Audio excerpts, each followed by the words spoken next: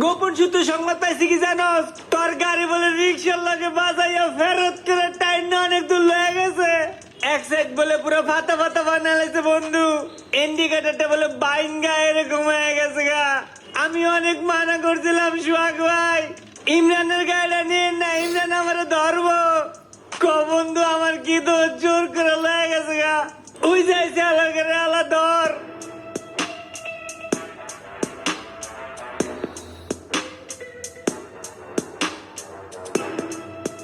দেখছিস বন্ধু তোর নতুন গাড়িটা কি করছে, হালার করে হালায়। সোহাগের বাচ্চা, আমার গাড়ি আমি কাউরে সইতেও দেই না, এই জায়গা হয়ে নিছে।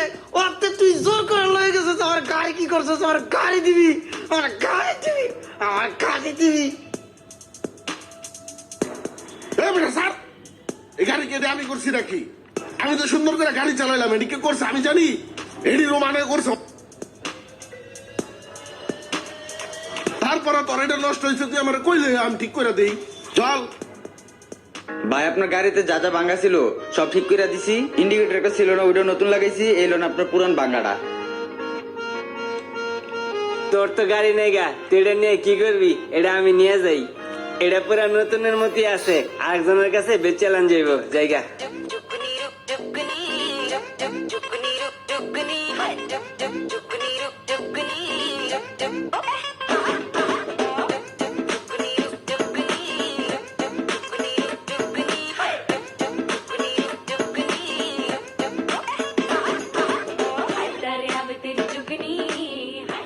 ভিডিওটি ভালো লাগলে অবশ্যই শেয়ার করে দিবেন প্লিজ।